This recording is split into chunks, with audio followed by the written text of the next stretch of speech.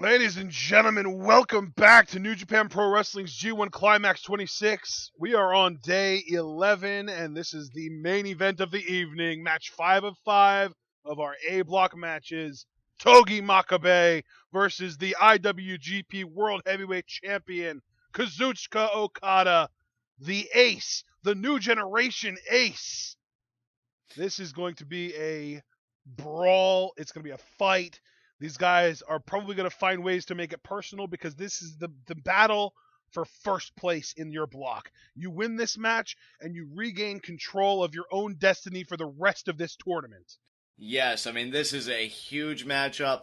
Both guys sitting at 4-1. Whoever wins goes to 5-1, and as you said, partner, first place. This is huge for Togi Makabe, and especially if he can not only take first place, if he beats the IWGP Heavyweight Champion, even if he doesn't go on to win the block, and even if he wins the block but doesn't win the tournament, he still has an IWGP Heavyweight Championship match in his back pocket.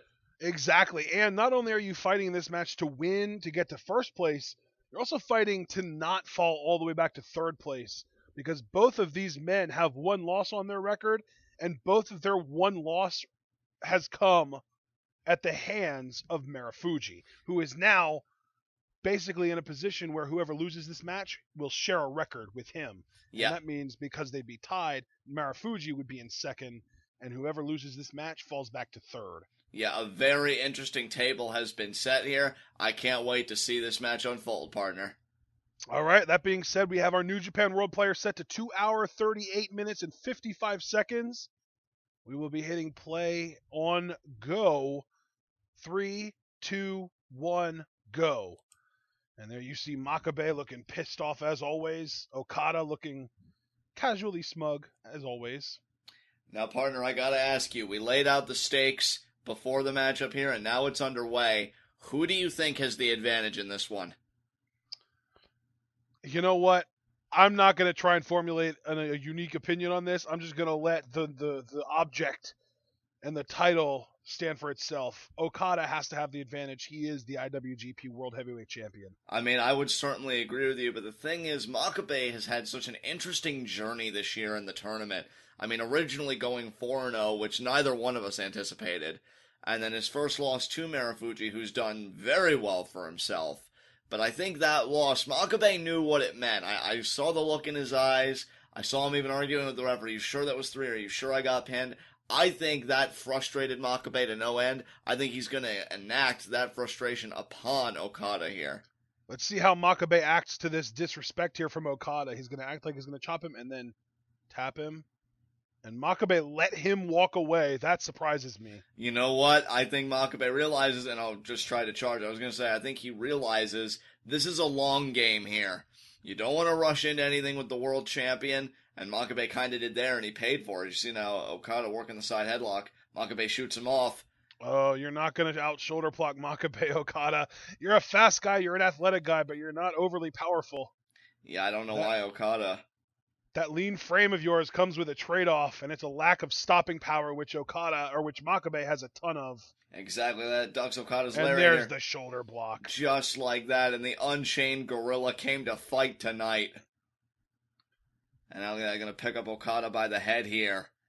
And I'll tell you, and that's another thing too, it's the Rainmaker, which very few people have kicked out of, versus the ring post assisted German suplex into the King Kong knee drop, which I haven't seen anybody kick out of. And there is the super precise drop kick of Okada. As I said a couple seconds ago, he does have a very lean frame, and even though the setback there is that he doesn't have the stopping power, the positives probably way outweigh those negatives because he's tall, he's long, which gives him a reach advantage, and most importantly, he is athletic, which means he can do stuff like that. That precision drop kick straight to the chest of Makabe, maybe even picking on the piece of Makabe that was weakened most by Marufuji in that match, the chest. And I'll get the referee here, I think, kind of admonishing both guys. You got to get back in the ring. Okada was getting ready to do some damage before the referee got involved. And now I think Okada's going to continue the process. Oh, man, chest right in the guardrail there. And you know what? This is brilliant because what does the Rainmaker hit? Exactly, it hits the chest. And now look at the neck breaker there. Really softening up that whole really, he's creating a target for himself with Makabe's chest and neck and upper back. Yeah, absolutely. And now Okada here is going to get back in the ring. Okada certainly. I mean, look, when it's first place, I think that's also when you're just thinking, let me get a count out victory. I don't want to expend too much. You know, you don't want to go crazy. First place is first place. Then you got to rely on everybody else to either lose or, hey, if they win, then you just got to keep winning. You know, it's funny the relationship these G1 competitors have to each other. Some people relying on others to win, some people relying on others to lose. You know, it's a crazy dynamic for sure. That said, though, the winner of this match doesn't have to rely on anyone but themselves, which is important. Exactly. There's one adage you've had, partner, throughout this tournament with guys that do really well in their block, and that's that their destiny is in their hands. That has not become more apropos than in this match tonight. Tope Atomico there by Okada. That is actually an NFL term. When a playoff team is in a position where all they need to do is win the rest of their games and they are either in the playoffs or they are, they guaranteed to win their division or however their situation works, that means that they control their own destiny. At the beginning of the season, everyone controls their own destiny. Right now, Okada and Makabe are fighting to determine who controls their own destiny. Exactly. Now, nice snapmare takeover there by Okada. And now look at this straight jacket. Yeah, straight jacket hold, exactly. The winner of this match, the rest of the tournament falls on their shoulders. If they can win the rest of their matches, whoever wins this match, if they can win the rest of their matches, they are guaranteed a spot in the finals. That's all it is. It's that simple. You win this and the rest of your matches, and you're in the finals. No ifs, ands, or buts about it. It would clear things up really easily. It would make everything really easy on us. We wouldn't have to be doing all this elaborate, crazy math to figure out who's going to qualify and who's got an advantage over whom. And it's just, you win, you're in. And I'll tell you what, though, if Makabe wins, but maybe he doesn't win anything else, his Wrestle Kingdom 11 main event aspirations and his opportunity to become world champion doesn't entirely go up in smoke because Okada would have to owe the Unchained Gorilla a world title match. Yeah, absolutely. And you just saw there, Okada went for the very cocky pin with just the foot on the chest. The referee has a little bit more honor than that. He refused to count it for him. Now, look, I love Okada. I think Okada is one of the best in the business right now. But personally, and I say this with all the love in the world, I'd cut the shit. And that's precisely why. You saw that lariat. I mean, Makabe crumbled for the moment. Makabe is not to be overlooked. A guy with a 4-1 record is never meant to be overlooked. And Okada is doing exactly that there. That's called overlooking your opponent. And see, I'm getting a little irritated here because Okada has all the ability. He knows he has the ability, but I think that self-awareness is kind of a curse because he feels like he could get away doing stuff like that. And you can even see Makabe shaking his head like he's not going to let this stand. Okada ducks. Power slam. And there's the start of it right there. There's the power slam. And now Makabe is going to mount an offensive here, and that is going to put Okada through the ringer. Because when you're two guys here, like these men are, sitting at 4-1 in your block, neither guy is a slouch. There's a corner lariat there. Now I'm going to take Okada to the other corner. There's another corner lariat. And now 10 count punches here. Here we go. 1, 2, 3, 4, 5, 6, 7, 8, 9, 10. Now, he likes to do the wrist clutch Northern Lights suplex out of this. And Okada didn't even have that scouted out. No, it got hit too. And Okada, I mean, here's the thing. I am shocked that Okada did not see that coming and do something to prevent it. Okada is a big match player. It's going to take a hell of a lot. Perhaps a King Kong knee drop after ramming a man's skull into a steel ring post to do it. There's a lariat. And there's the lariat. My God. 2. Okada kicks out. I think he actually calls that the King Kong lariat, believe it or not. Oh, okay. I'll remember that for the future. But right now in the present, Makabe is firmly in control. And partner, I gotta ask you, I know you said you weren't gonna make a pick, or you made your default pick Okada because of the hardware, the world title. Do you think Okada can find a counter to Makabe's finishing sequence here? Did he? Oh, that was Okada. Never mind. I was gonna say, did he just kip up? But it was Okada, not Makabe. And now the uppercut. And to answer your question, John, I think that Makabe has his plan. Okada has his plan. And judging from what we've seen so far, I don't think either one of them really has any plans to counter the others. Very interesting. I mean, we didn't see Makabe really do anything to counter anything Okada's done. Okada didn't seem to either care or know to counter the Northern Lights after the 10 count punches. So maybe these guys didn't even scout their opponent. Maybe they just did some self scouting and came in here with a solid game plan. There's the gorilla press slam from Makabe. Just threw Okada halfway across the ring there. Now Makabe gonna charge. Ate a boot there. He ate a boot. Okada now off the ropes. Ducks it. Oh, look at that. Left hand lariat there, yes. Man, and Makabe just collapses. Makabe staying in this thing.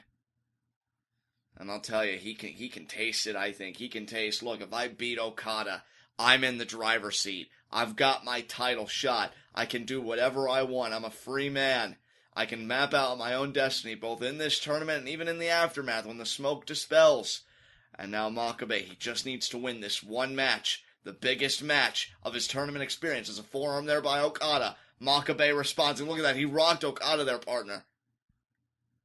Again, I can't emphasize enough. Okada is the athlete, but Makabe has the power advantage, and it's not even close. Absolutely. Oh, again, and there you see Okada. It. Makabe is eating Okada's lariats and forearms like they're nothing and returning just bombs. Yeah, now look at Makabe inviting more. Okada trying to respond. Makabe firing up. And I think the difference, too, look at how much Okada is winding up when he throws his forearms, whereas Makabe is standing in place and just kind of pulling his arm back to do it. Because Okada takes steps back and then lunges forward. Makabe just kind of does it, you know? Because Okada needs momentum given his frame, whereas Makabe does not. And there are the uppercuts there by Okada. Oh, and now I think Okada wants this reverse neck breaker. And he hits it first try. See, that's what I'm saying. This isn't going to be a catch as catch can, let me counter your signature moves kind of match. What it really comes down to is who hits their big move first. Exactly. It really is, in a sense, a war of attrition. Who can wear down the other man enough where he can hit his big move. There's the scoop slam from Okada that usually sets up this basically across the world elbow drop. Yeah, and is Okada going to hit it here? He does. He got it. And we know what follows from this. He's going to call for it. And it is Rainmaker. And we'll see now. And Makabe is calling for him to bring it on. Oh, my God. Okada, you need to stop toying with this man. You need to take him seriously. He is going to destroy your face. Yeah, I really don't understand why Okada is being so arrogant right now. And another boot. And now you can see Makabe is smiling. Okada's smiling too, but he's the one delivering the offense. Makabe, it is unnatural to be given a smile while you're eating offense. And I can't remember a time when a man smiled when Okada hit his Rainmaker pose. And now look at oh my God, just one lariat. This man, you know what, Unchained Gorilla is apt, because I don't even believe this man's human. And now, is he going to hit a powerbomb here? The sit-out powerbomb, the kneel-down powerbomb. 1, 2. Okada kicks out. Look, Okada isn't going to be a pushover either, but I think the difference is Makabe understands that.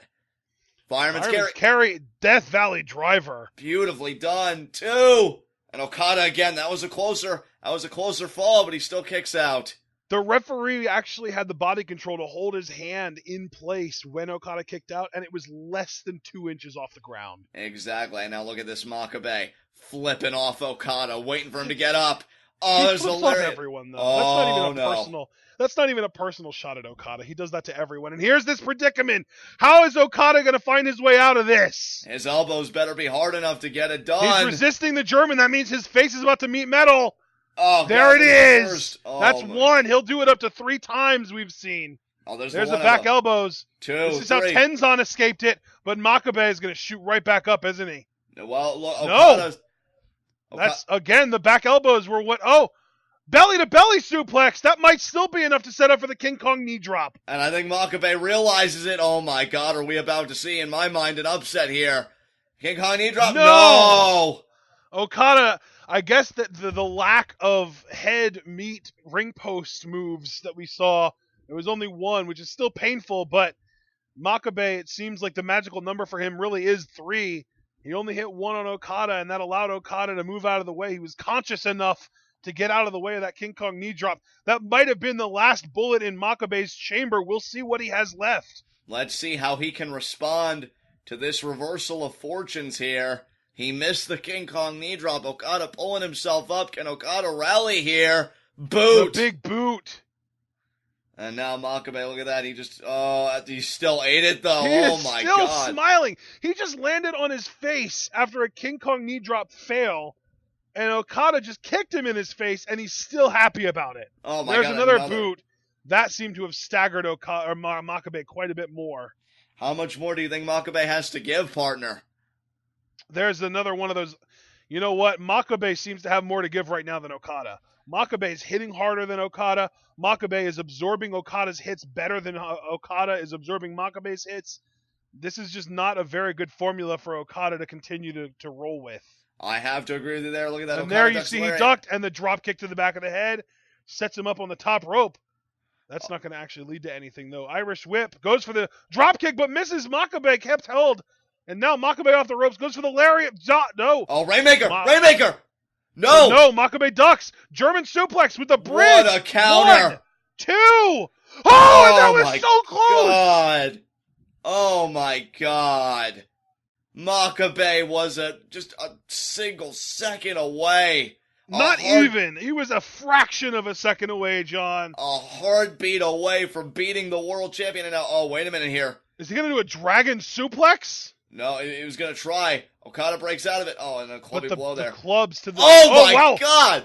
Almost to the ear, and then the double burn, and here's the drop kick. There is the drop kick. Okada needs that Rainmaker. I don't think Makabe is going to be beat with anything else. You know, I wonder if people are starting to counter that drop kick more often because he claps before he does it. And there's the tombstone. He got the tombstone. Okada's feeling it now. I don't know if Makabe can offer up any more defense. Did you notice that, though, John, that he claps before he does the drop kick? That is true. And he got it. It's over. That's going to be it. Yep. Wow, Makabe. 1, 2, 2, 3 count. And the IWGP Heavyweight Champion is now leading the A block at 5-1. In the meantime, Togi Makabe, who's been in first place the entire tournament, just fell from first to third with 1 loss. That is the chaotic nature of G1 Climax. As the presumed leader of Chaos, the IWGP Heavyweight Champion Okada has picked up the win here. And partner, I gotta ask, I don't know if you remember, because I know my memory isn't that good, but last year when Okada was in G1, I don't think he was ever in a place where he was in first. I mean, I know he had to compete with, I think, Nakamura at the end. Yeah, I think that actually is. I think he was actually in a similar position last year where he wasn't first for a brief period of time. Maybe I'm trying to remember who was really hot early on in that block. Maybe even Ishii. He was in first for a period of time. Maybe. Because I feel like he started the tournament really hot last year. Right. But regardless, Okada is now in sole possession of first place in the A block. And even though Makabe and Marufuji have the same record, Marufuji is in second while Makabe is in third because Marufuji has already defeated Makabe in a one-on-one situation. And now the really interesting question becomes, who is going to stop winning first between Marufuji and Okada? And that's just, that's really the ticket, because if Okada starts to lose now, if Okada wins out, he wins the tournament. It's that simple. Right. If Okada loses a single match, Marufuji winning out would cause Marufuji to win the tournament. Right. Because even though Marufuji and Okada would have the same record then, Marufuji defeated Okada on night 1 to take the head-to-head lead over Okada. Can you imagine one half of the G1 Climax Finals having Marufuji in there? Yeah, can you imagine one half of the G1 Finals being represented by the Pro Wrestling Noah promotion? Exactly. The ace of Pro Wrestling Noah. Exactly. And I'll tell you, I don't think Okada wants that future, and I think he's going to try his damnedest to keep winning his matches and keeping that momentum afloat. Yeah, absolutely. And now this match is over, this day is over, and this tournament's going to do nothing but get even more interesting as we move forward. That being said, though, ladies and gentlemen, this has been a blast.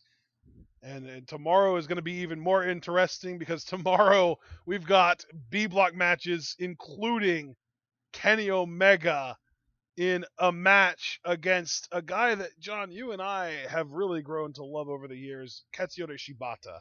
That is going to be. I mean, to call it a barn burner would be a gross understatement. Can Kenny Omega pull it off, or is Shibata going to get back to his winning ways after that Toru Yano gaff? We'll wait and And of see. course, I mean another big match tomorrow, Katsuhiko Nakajima versus Naito. That's going to be amazing, guys. Exactly. Yeah. Tomorrow is going to be just as stacked as every other day of this tournament has been so far. And that being said, we are done with today, so be sure that you all stay tuned.